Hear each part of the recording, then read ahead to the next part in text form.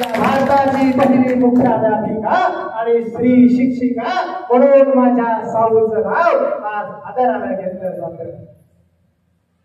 होय, हीच माझ्या साऊ, हीच माझी साऊ माझ्या खांद्याला खांदा लावून चालू लागली. त्यांच्या नको त्या ठिकाणी आग लागली. मध्ये ज्योती नावाची पत्नी शिकायला लागली. हातात लेखणी घेतली. विश्राम बागेमध्ये सभा सुरू झाल्या आणि हे थांबलं पाहिजे. कुलकर्णीनं सभा बोलवली. धर्मपीठासमोर न्याय निर्णय होणार आणि मग ठरवलं सावित्रीला कुठेतरी थांबवायचं. म्हणून या नराधमांनी काय केलं, माझं काम चालू होतं, मी थांबलो होतो. पदोपदी आणि क्षणोक्षणी त्रास होतो. मग माझ्या साऊला एका पिशवीमध्ये मी पाणी पेन्सिल द्यायचं, पुस्तकं द्यायची. माझी साऊ पाड्या पाड्यावर जायची, प्रत्येक घरात जायची, प्रत्येक मायला समजत होती. अगं माय, तुझा पोरगा शिकला ना, मोठा साहेब होईल. अगं माय, त्याला शाळेत पाठव, तुझ्या लेकराला शाळेत पाठव. ग माय, शाळेत पाठव म्हणून पुन्हा पुन्हा विनवण्या करत होतो. प्रत्येकाचा पाया पडत होतो. प्रत्येकाच्या घरी दरवाजा ठोठावत होतो. नकार मिळत होता, अपमान सहन करत होतो. पण थांबली नाही माझी साऊ आणि मी आम्ही दोघांनी ठरवलं या समाजाची लेकरं शिकली पाहिजे. माझा समाज पुढे गेला पाहिजे आणि मग खऱ्या अर्थानं माझ्या या समाजात समतेचं बीज पेरण्याचं माझं स्वप्न पूर्ण होणार. आणि मग माझी साऊ प्रत्येक शाळेवर जाऊन माझ्या या लहान लेकरांना शिकवणार. पण झालं काय, त्या पुण्यामध्ये पुन्हा धर्मपीठ म्हटलं, सभा भरली विश्राम बागेत. सावित्रीला थांबवायचं.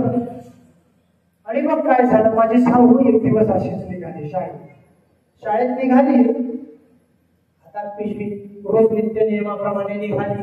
भक्ती सरकार नेहमीप्रमाणे जायला लागली.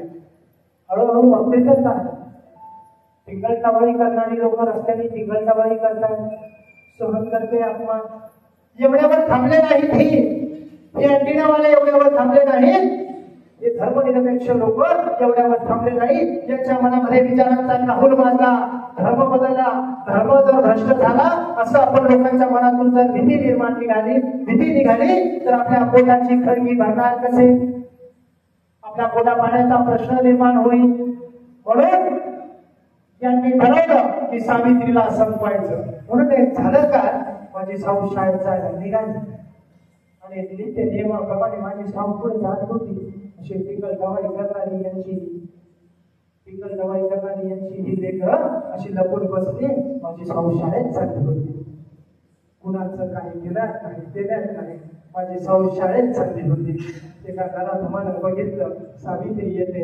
कुलकर्णी आणि पंतांनी सांगितलेला आदेश यांच्या डोक्यात, स्मृतीची वचनं यांच्या डोक्यात आणि माझ्या साऊच्या दिशेनं कीर्ती कंटाळी करणारी लोक लपून बसली. आणि काय सांगू तुम्हाला, माझी साऊ ज्या रस्त्यानं जात होती ना, एका नराधमानं शेणाचा गोळा फेकला. शेणाचा गोळा माझ्या साऊच्या अंगावर भिरकवला. माझी साऊ शेणानं माखली. एका नराधमानं उचलला मातीचा गोळा आणि माझ्या साऊच्या दिशेनं भिरकवला. माझ्या साऊच्या गालावर मातीचा गोळा. माझी साऊ थांबली नाही. माझी साऊ क्रांतिकारक पाऊल टाकतच होती. एवढ्यावर थांबली नाहीत ही लोक. एका नराधमानं दगड उचलला आणि माझ्या साऊच्या दिशेनं भिरकवला. जसा दगड भिरकवला तसा दगड माझ्या साऊच्या मस्तकात येऊन थांबला आणि माझी साऊ रक्तानं माखली. ग बाळ, माझी साऊ रक्तानं माखली.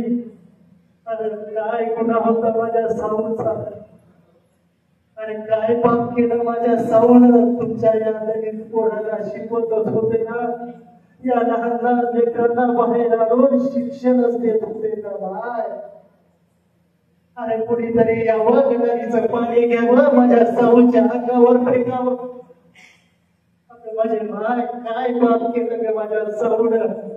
अरे या तुमच्या लेकरांसाठीच माझी साऊचा संघर्ष होता.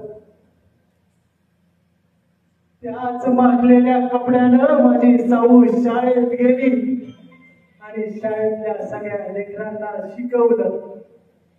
एक दिवस नाही, 2 दिवस नाही, नित्यक्रम सुरू झाला. माझ्या साऊला रोज हिरवलं जाऊ लागलं. 2 दिवस झालं साऊ का नाराज आहे, साऊ बोलत का नाही.